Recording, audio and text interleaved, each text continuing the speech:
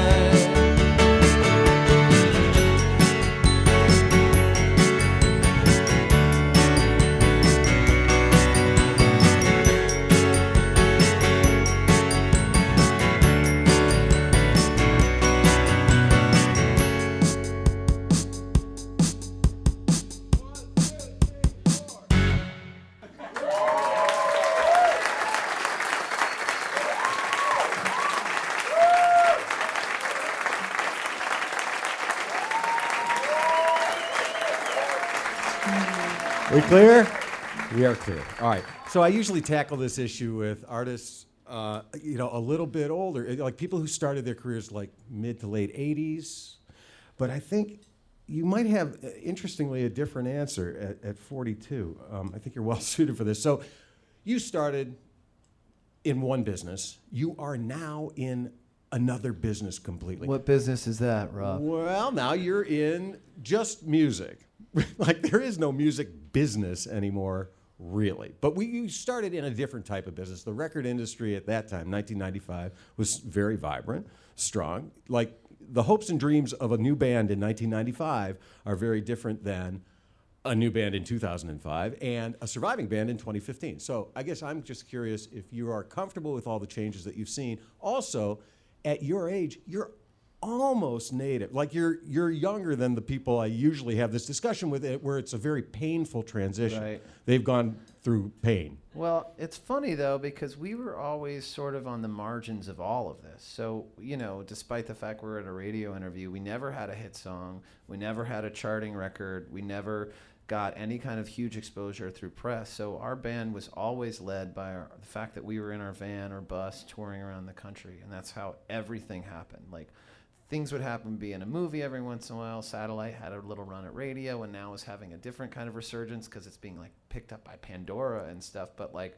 this sort of instant fame or this idea that we got a lot of money from our record company, it never happened. It just wasn't our career. So the idea, like, guess what happens now? We still are a band that makes its money and gets fans by being in our bus and going around the country and touring. So I totally understand your conversation that you're having with other people, but for us, it's not that it's a non-issue. We're still we still have radio pluggers that will go and be like, we want you to play this song. And then we will do stuff to build relationships, and we have relationships with stations, but it's not really the thing that drives the band. So, witnessing everything that's happened in our 20 plus years, and it's been really interesting.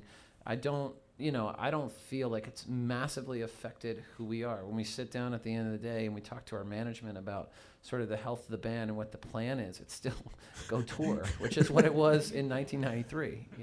Right. I mean, and the fact that you can do, this is a very full room, and now you're going to go tonight at the Michigan. Like, as long as you can do live business, that's awesome. That's all that it ever was. I think so. It's always, there's always, I can only speak personally now, but there's always that point in every record. You're like, this could be the one, especially because we've been witness to so many, like, we call it the reverse curse, where bands open up for us and then go on to mega billions of fame and marrying Victoria's Secret models, John Mayer, Maroon 5, Fun. There's probably 5 more of those. And so it's the reverse curse. So I think those were really hard at the beginning of being like, but now we just kind of take pleasure in it because, like, well, lucky you, don't forget us at the Grammys kind of thing. So it's not that we haven't been witness to the whole thing. I mean, we are, and watching the music business sort of change has been fascinating, and I think in a lot of ways the democratizing force underneath it is kind of amazing. I know that a lot of people, like, I just met Marshall Crenshaw for the first time the other day, and we had breakfast, and he was like, my money's gone. And it's like, for somebody like that, it's like, oh, wow, I can really see how this has affected you. But we never had that money. So it was like, sorry, bro. You know what I mean? Like, thanks. I think in some ways it's been helpful to us. Like, for us, it's always been that distribution's been an issue for us. I remember when we first signed a record deal, be like, why aren't our records in store? Like, we don't have to worry about that anymore. Right. And with services like Pandora or Spotify, people are discovering us.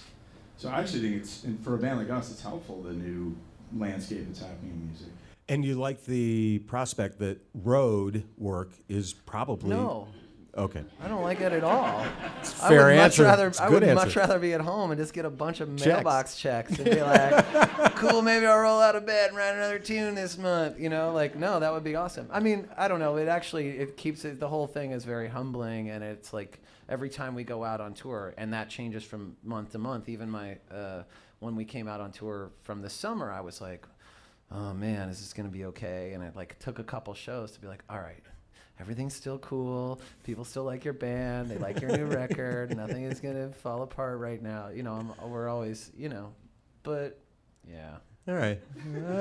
No, I mean, I think we're very, what it comes down to is there's a lot of humility and appreciation for the fact that we keep that we keep being able to do this, and that when we play our shows, like, you know, a third or a quarter of our set will be our new record, and people don't go to the bathroom or get drinks, and that we kind of introduce new staples into the canon every time we go out. You know, I've just been thinking about it a lot. I read this in super interesting article with Jeff Tweedy from Wilco, and he was talking a lot about this, being just like a middle-class band and also competing with your old records. And it never was really articulated this way before to me, but like when you go out with a new record, people have been spending 5, 10, 15, 20 years with your old records, and your new record's only been out for 6 months. So of course it's going to lose. And I never really thought about it that way before, like just the amount of time, but we found that like there are staples of our live set that are in Easy Wonderful, which was our last record, and there's already a couple that are sort of bubbling up that are like, oh, this is going to be part of the canon. And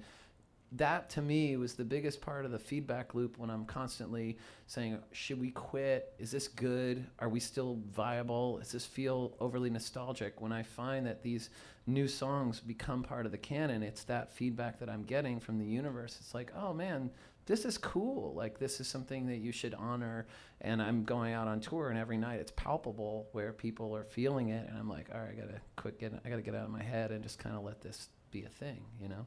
Best answer I've ever heard. I usually get really a bitter retelling of, I used to have money and now I got to go out on the road to make money. Just ask poor bands. Whatever. It's fine. They never had it. We're not poor. You want to do another new one? Yeah, Great. we'll do a new one. Let me see what's happening. Okay, sorry. I don't really play it on this. Let me just get this. 1, 2, 3, 4. Steady, steady.